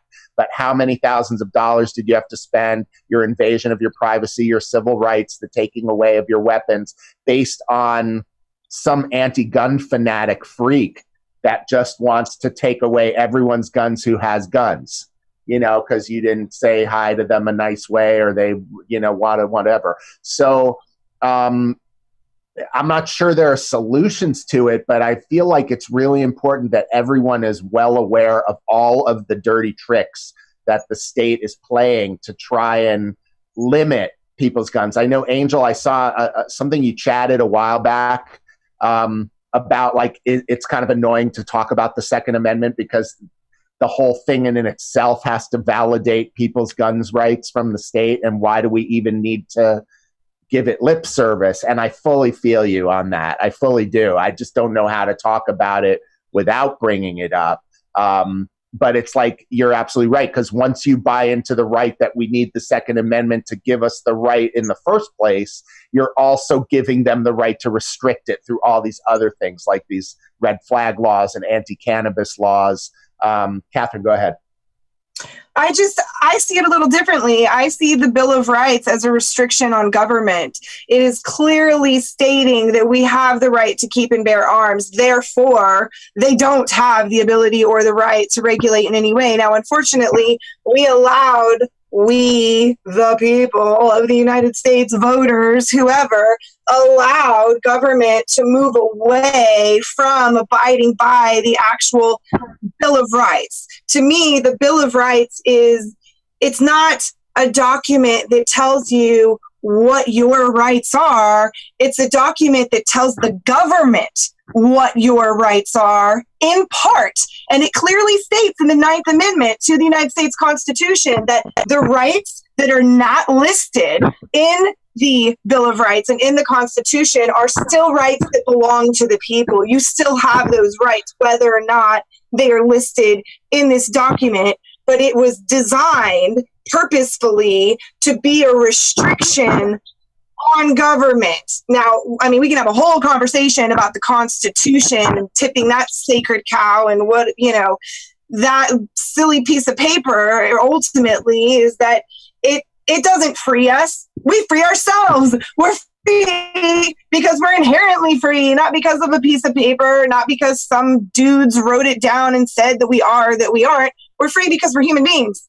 And the way we behave really determines if we are manifesting that freedom or if we are manifesting our own slavery. And so for me, that's where the whole health and wellness part of Anarchapulco comes in, is I've got to the point where I've come to realize that my slavery comes from within and my freedom comes from within. And I don't care what a piece of paper says, because my freedom is mine. And if I don't own it, if I don't execute it, if I don't manifest it with my entire essence, I will never have it, because nobody is going to create freedom on my behalf if I don't do it for myself. You're so right. We use it or we lose it, and we have to fight. It's freedom is something we have to continually fight for, and when we don't, people want to take it away.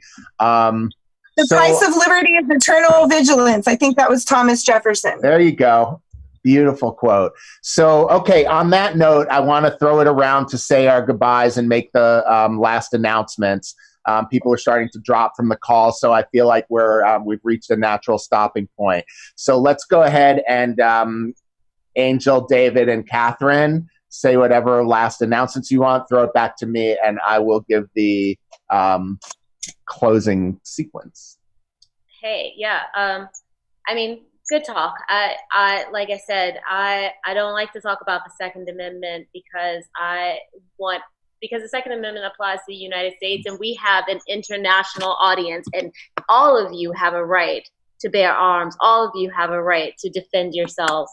And so I want to make sure that we talk about rights as something that, like Kat said, comes from within and not something granted to us by government. And to the extent that we talk about that Second Amendment, I like to focus on the failure that it is, the Second Amendment, the Constitution, the Bill of Rights, the failure that it is to ever really confine a state. State is going to state. And so the only thing we can do is destroy it, or circumvent it, to move beyond it, to evolve beyond it. And that's really the perspective that I come from. And also, Epstein didn't kill himself. With that, I'll send it to David. Yeah, Epstein definitely did not kill himself. But I think, hey, respect for the people who had the balls and the courage to declare themselves free from King George in 1776. A lot of respect for you guys. Rest in peace. And then the Constitution 13 years later. And now here we are in 2019 going into 2020. We are evolving. This is what we want to do. Evolve beyond what Lysander Spooner called the Constitution of No Authority. How can I be bound to a contract? How can you be bound to a contract you didn't sign? This is ridiculous. So in reality, we're all our own sovereign governments, our own sovereign nations. I love what Jeff Berwick said, founder of Anarchapulco. One day there'll be 8 billion governments on earth. You're the king of your kingdom. I'm the king of my kingdom, queen, respective this way. If we can get to that meme or that cultural shift, people want freedom, but they're banging their heads against the Capitol buildings and they're asking for permission to be free. And once we can realize I'm free because I'm a human, I came out of my mother, I'm free. You got that? And so how to spread that energy, spread that truth to humanity, I think this is the challenge, because the media has a stranglehold on people's minds. And whether you like Trump or probably not, or like, those are guys that are way out there. You know, they don't have an effect on my life except they're signing these things and they're indoctrinating their enforcers. This is why it's so sad. Like, if you ever have a conversation with the cops, they don't know the law. They don't give a shit about the law. I'm just doing my job. How many times have you seen that? I'm like, oh, I'm studying these guys because I don't want to get killed. I don't want to have any conflict with these guys. I want to be nice to them. Like Catherine said, smile. And as a little side note here, there's a documentary called How to Start a Revolution by Gene Sharp. And they use his techniques to bring down dictatorships the last 15, 20 years. And they would do that. They would put the women and the elderly people, the children, on the front lines of the protest and give flowers to the soldiers and actually win the hearts of the soldiers over and say, you guys are getting screwed also. Those guys in the buildings, they don't care about me. They don't care about you. So help them realize also, Angel, what are you going to do when tyranny comes to your doorstep? If you have a gun, you got a chance. If you have a pencil, that's not going to work. So, having compassion with these people, my right to defend myself comes from my nature. And yeah, I'm just so excited to have this conversation with all you guys and gals here in Anarchapulco in 3.5 months. I hope you come down there on the beaches, at the pools. Man, this is so exciting when you do it in real life.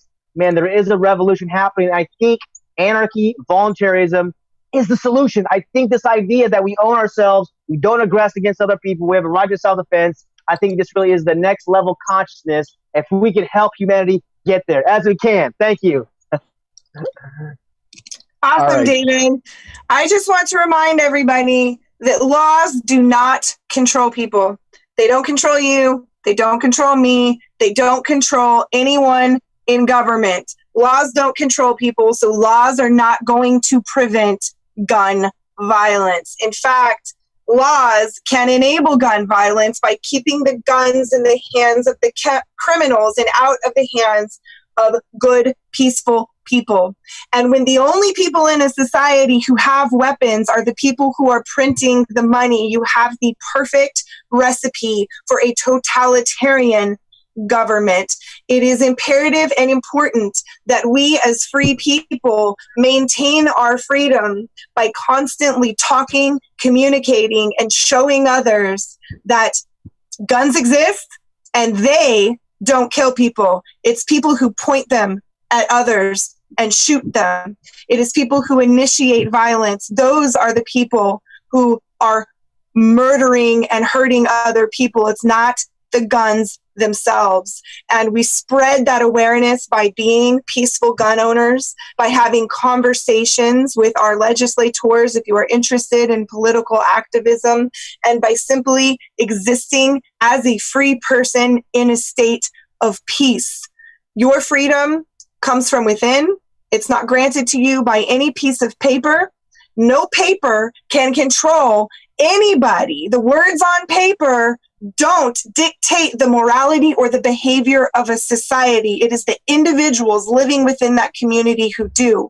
So let's set the tone. Let's evolve. Let's show the world that you can own guns and be a peaceful sovereign, and you can be a person who contributes to the well-being of the future of our humanity without causing harm, because you are not initiating force. This is how we spread love and we spread light, and we still make sure that we protect ourselves. Your rights start with you. Make sure to check out the Anarchapulco blog, anarchapulco.com/blog. We have all sorts of amazing content coming out. Angel's been working her little tush off, editing all of these amazing pieces of content. We've got a great group of writers that have been submitting. If you are interested in having an article published on anarchapulco.com, please contact Angel or myself, and we would be delighted to help spread your message as well.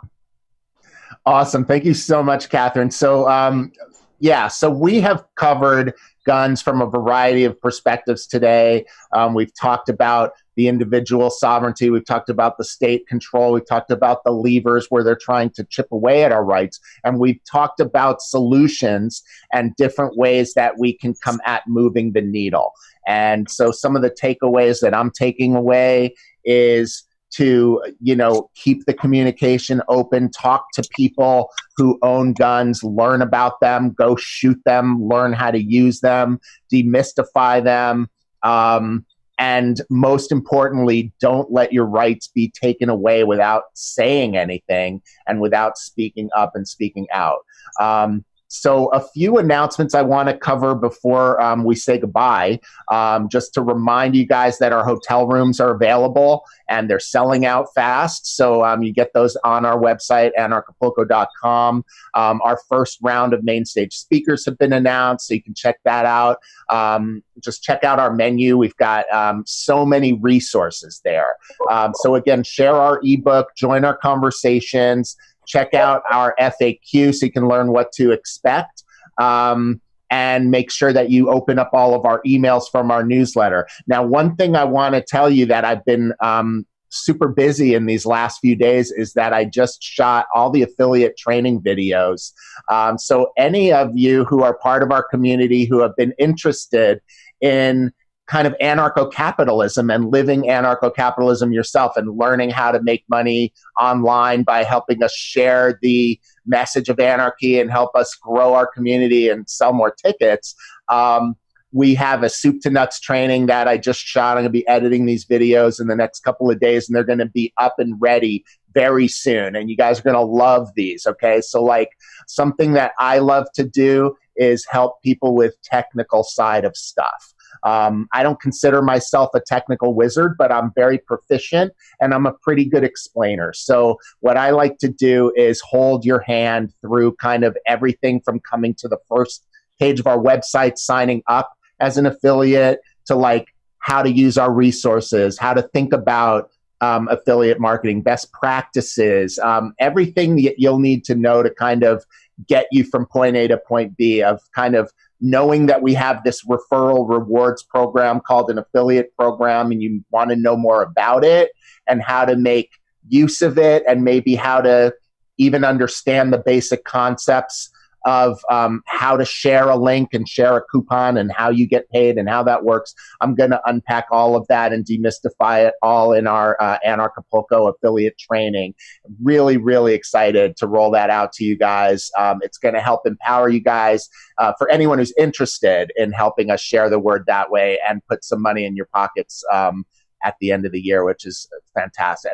After our festival, so our festival's in February, I just want to be clear, and then we do all the accounting after the festival is over, and then we send out those affiliate checks by April 1st. Usually it's in the last 2 months of March. So there is plenty of time between now and then to learn the skills that you need and to be able to help move people to want to buy tickets. And I go into that too. We're not just spamming and sending out links. There's actual thought behind it. And you guys are all very thoughtful here. And we know that because we share our thoughts together. So really excited to roll out this training. Excited to have you next week. And before I forget, I'm going to do what I promised and share the slide with you for next week. So next week, we're going to be talking about anarchy and money.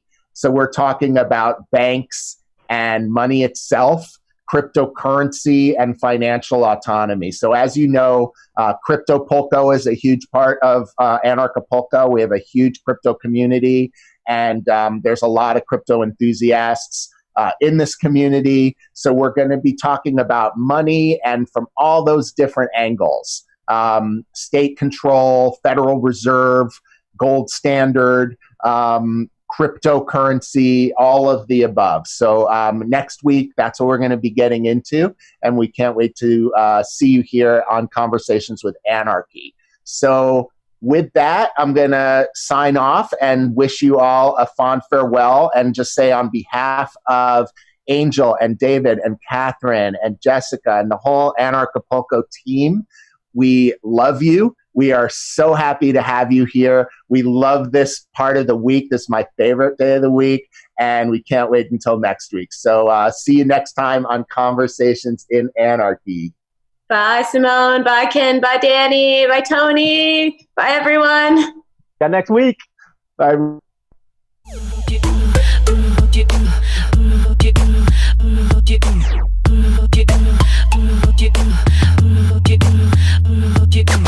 Oh.